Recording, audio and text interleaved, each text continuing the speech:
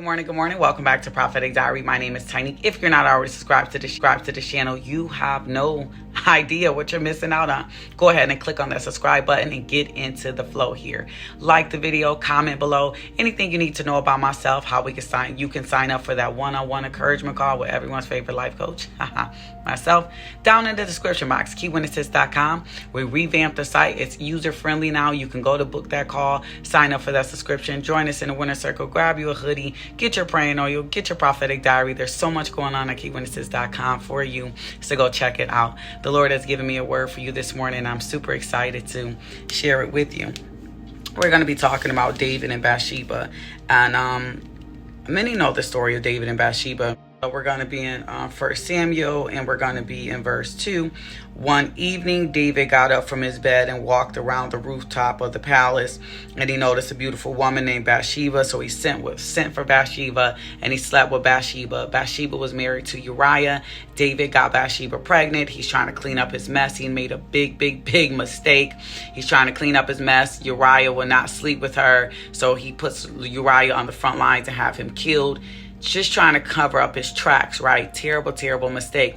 But in this, Bathsheba is innocent, right? Bathsheba didn't do anything, and David was her man, right?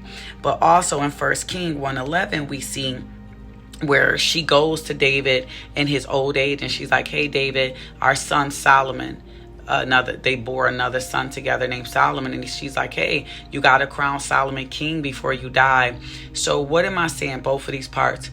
In your kingdom marriage, maybe your spouse made a terrible mistake.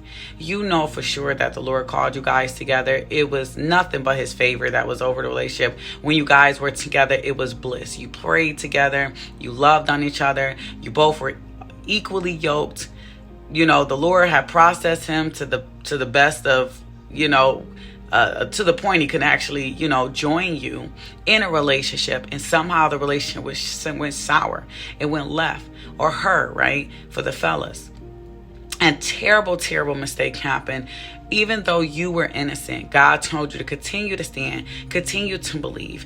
And, you wanted to run away like Jonah, but God said, no, this time is different. It's not like your past relationships, and Bathsheba I'm sure she was hurt by David's nasty mistake, but there was a biggest purpose, because they was going to bore a son named Solomon who would become king. And at this point, Bathsheba needed to save her and Solomon's life at this point in time by going to David and saying, hey, you need to crown your son king, because he had a promise to Bathsheba that he would do that. And God is saying today, and we talked about a shipwreck yesterday. If you guys got to watch the live, if not, go check it out. But it could have been a nasty mistake that your spouse made, right? Or even possibly you made. There were some things about you that you needed to learn during this breakup, during this time of quietness, during this time of separation. There was residue left from his past relationships that he needed to fix up, and your past relationships and your past issues and traumas, whatever God wanted the two of you to work on. This breakup, this separation that you went through, it was needed. And it is temporary, right? But it was needed. So God is saying, Bathsheba, I know it was hard to sit back, lose Uriah, watch this terrible situation go down when you were just an innocent woman. Beautiful. She must be real beautiful to have David go that hard. But he made a mistake. God forgave him, and he cleaned it up, and you guys had this beautiful son who you watched Bathsheba crowned as king. Before David passed away, before she passed away, her promise came to pass. And sometimes, ladies and spouses, it's bigger than us. We can get mad at our spouses. We can want to walk away from our spouses. But guess what? It's bigger than you, Bathsheba. It's bigger. And one thing about God is God will always make a way. I was listening to the song that said, he's gonna make a way. He's gonna make a way. This morning, he's going to make a way. God is going to make a way. And he made a way for Bathsheba. In her innocence, he made a way. Her son was crowned king. So God will clean up the mess, and God will make a way. Maybe you're feeling like Bathsheba today in your situation, in your life, in your marriage, to feel like the innocent one, and God, why do I have to deal with this? Why do I have to go through this?